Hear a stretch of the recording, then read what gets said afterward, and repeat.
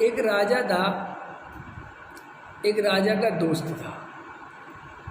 कई समय बीत गए, दोनों अलग अलग हो गए, लेकिन राजा को ये पता चला कि जो मेरा दोस्त था वो बहुत बड़ा साधु बन गया।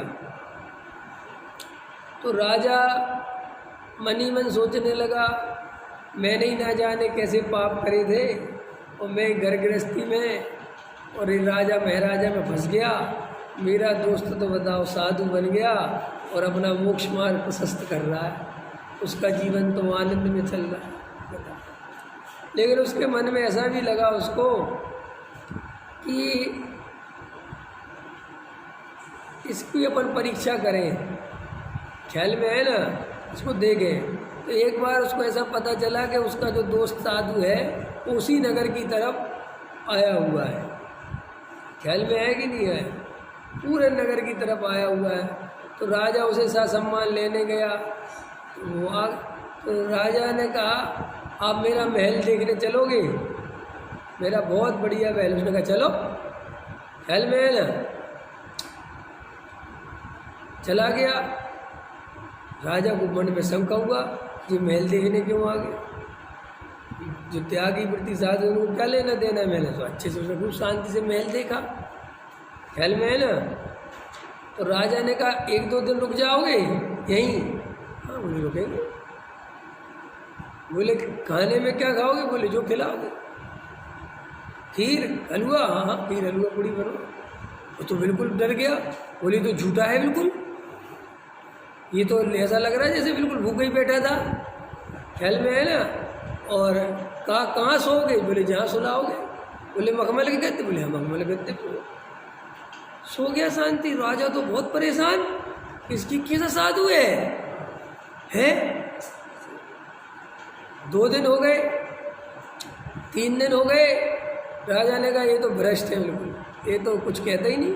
4 दिन तो अपने शांति से आनंद से कोई फर्क नहीं। 5 दिन बाद साधु ने कहा, राजा ने कहा चलो अब चलोगे? बोले चले।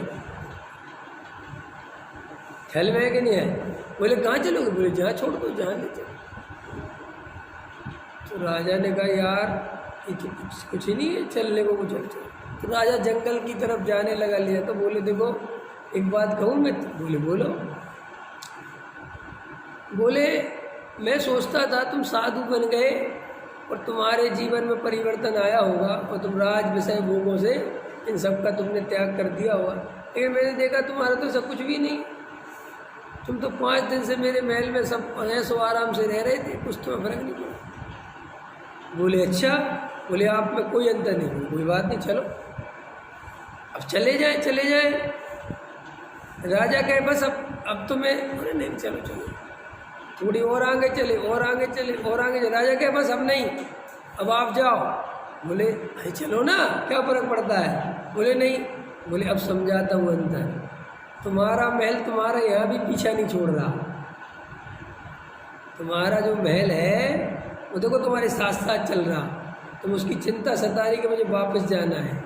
देखो मेरे साथ कोई महल नहीं चल रहा, मेरे को तो आगे जहाँ जाना है चला जाऊँगा। और जब मैं तुम्हारे महल में रह रहा था तब भी वो महल मेरे में नहीं था। और ये जड़ पदार्थ मुझे चिपकते थोड़ी, ये खा थोड़ी लेंगे जो मैं डरूंगा तेरे महल से। और अगर मैं तेरे महल से डरूंगा और ये सोचूंगा कि कहीं मुझे राग उत्पन्न नहीं हो जाए, इसका मतलब मैंने कुछ समझे ही नहीं। ऐसे निमित्तों से भाग भाग के बैरागी थोड़ी बना जाता है। ख्याल में? चल। और तूने कहा मखमल का, तो खा लेगा क्या मखमल का गद्दा? ख्याल में है ना? माने हम जिसे समझते हैं त्यागी वृत्ति, जिसे हम समझ लेता, वो कह रहा है कि अंदर पहले श्रद्धान बदलता है। क्या बदलता है? इसको कहते हैं अपने यहाँ सम्यक दर्शन। सम्यक दृष्टि जीव महलों में रहते हुए भी घबराता नहीं है, डरता नहीं है कि ये क्या हो रहा, कुछ नहीं जानता है वो, ये अपने आप समय पे आएगा, छूट जाएगा। गजब की बात कह रहा हूँ। वो छोड़ने का कोई पुरुषार्थ ही नहीं करता। अगर वो छोड़ने का पुरुषार्थ करे तो फिर प्रश्न चिन्ह खड़ा होता है, आदिनाथ 83 लाख पुर तक क्यों नहीं छोड़े? पूरे तीर्थंकर क्यों नहीं छोड़े? छोड़ते नहीं है। अंदर छूटा ही पड़ा रहता है एक बार, और जब अंदर का आनंद बढ़ता है तो वो छूट जाता है, फिर उसमें रहने का भाव खत्म हो जाता है। कितना सरल है ये। हमें लगता है छोड़ना पड़ेगा, छोड़े बिना कैसे छूटेगा। देखो ये मैंने पकड़ रखा है, ठीक, अब मैंने पकड़ रखा है ना, अब मेरे को लग रहा है कि ये छूटेगा कैसे, ये पागलपन है कि नहीं, छूटेगा कैसे। अरे तुम पकड़ छोड़ो, वो अपने आप छूट जाएगा। तो भाई पकड़ ही तो बनी हुई है कि मेरा मेरा मेरा। अब देखो तुम्हें सोने का मिला, अभी तो ये लकड़ी का है, अब इसकी जगह सोने का दिखा, तो ये छोड़ना पड़ेगा कि ये पता ही नहीं चलेगा कब गिर गया और कब सोने का हाथ में आ गया। होता है। बच्चे को बढ़िया खिलौना ला के तो जो हाथ में लिए वो तुरंत छोड़ देता है।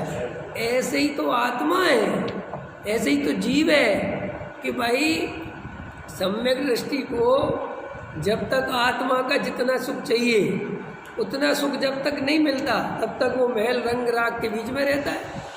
उसको दिखाई देता है कि भाई अभी वो सुख नहीं मिल रहा, मैं इसके बिना नहीं रह सकता, तो वहाँ रहता है। जब और यहाँ दृष्टि रखता है, जब यहाँ का सुख बढ़ जाता है अंदर लगने लगता है कि अब बाहर में नहीं रसता होगी, अब नहीं रस आ रहा, निकल जाता है। इतना सरल है ना। वो ऐसा कभी नहीं करता कि बाहर में पूरा रस आ रहा हो और फिर भी छोड़ता फिरे, ऐसा नहीं होता। ये हम शब्द बोलते ना, भरी जवानी में निकले, क्या भरी जवानी हो, क्या खाली जवानी, कोई जवानी ववानी की बात नहीं है। वहाँ अंदर में वो भाव नहीं आता, अंदर में वो उतना राग उत्पन्न नहीं होता, तो वो कहते जरूरत ही नहीं समझे आप। एक आदमी 50 साल की उम्र में रिटायरमेंट ले लेता है। हमने कहा क्यों ले लिया, आपकी तो अभी 10 साल की नौकरी थी। वो कहता हमें जरूरत ही नहीं, हमारा 50 साल में इतना हो गया, हमें कोई विकल्प नहीं आता, तो छोड़ दिया।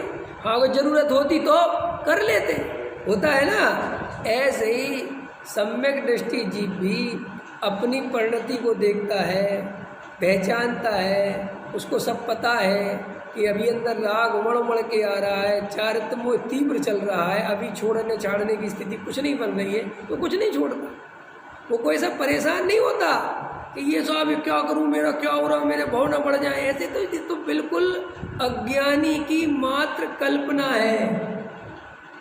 ऐसा ज्ञानी के जीवन में कभी नहीं होता। ये सिर्फ अज्ञानी ऐसा सोचते हैं। ज्ञानी को कभी कोई किसी चीज में घबराहट नहीं होती। और अगर ज्ञानी को भी घबराहट हो तो वो ज्ञानी कैसा, हाँ कैसा वो कुछ नहीं, वो जानता है, उसको अंदर पता रहता है महल अटारी खा थोड़ी जाएंगे मुझे। ख्याल में है कि नहीं आया है। अपन अपने यहाँ के उदाहरणों को भी कभी गहराई से नहीं समझते। देखो एक वो कहानी मिलती ना बारिशण मुनिराज, कि अपने घर ले गए पत्नियों को श्रृंगार वो सब मिलता ना, कि क्यों साहब एक मुनिराज ऐसा कह रहे, कुछ नहीं, उनको कुछ नहीं होता, जो निकल गया। ख्याल में आया कि नहीं आया। ये तो घबराहट ये बताती है किसी भी चीज़ को लेके कि मैं तुम्हारे घर में नहीं जाऊंगा। ये घबराहट इस बात की बताती है कि तुम्हारे मन में कुछ कच्चे हो।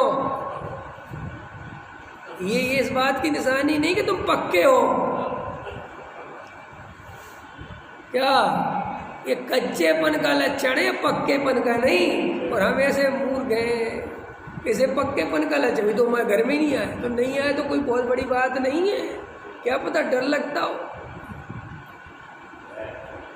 यार, इनका बहुत बड़ा महल है, तो इसका मतलब महल तो अंदर है ही तुम्हारे न। तुम्हें महल और झोपड़ी में अंतर दिखता ही क्या है, क्या सोचना। ख्याल में आया कि नहीं आया है। अभी मैं वहाँ था ना बड़ोदरा, कई लोग अपने घर, आओ पंडित जी अपना घर दिखाएं, दिखाओ। ख्याल में मुझे क्या दिखता है, तो तेरे साथ वैसे 1 घंटा बैठना है, रोटी खिलाइए तो बैठाएगा तो ही दिखा। ख्याल में है कि नहीं आया। हमें क्या उसमें तुम्हें डरना। और अंदर डर लगता है, अंदर हीन भावना आती है उसके घर को देख के, तो तुम अभी 100% कच्चे हो।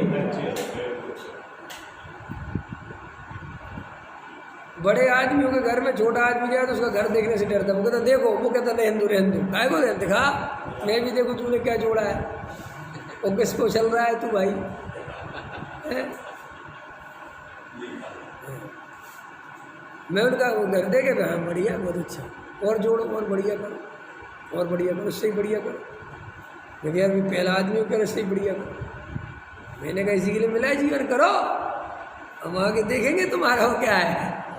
तो भाई ये जीवन की सार्थकता भागने में नहीं है निमित्तों से, कि निमित्तों से भाग जाओ और हिमालय पर चढ़ जाओ। 8 दिन सम्मेसकर में पहुंच गए, हमें तो वहाँ साहब बहुत अच्छा लगता है, बहुत वैराग्य रहता है। अरे काय का वैराग, पहाड़ों का वैराग्य, वो उसमें क्या दम है? हाँ पहाड़ों ही तक है, वो पहाड़ों का वैराग्य, वो आत्मा का वैराग्य नहीं है। नहीं समझे आप? इनमें क्या है इन बातों में?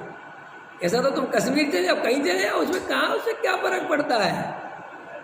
ये जीव को समझ में नहीं आती कि हम किस दम पर चल रहे हैं।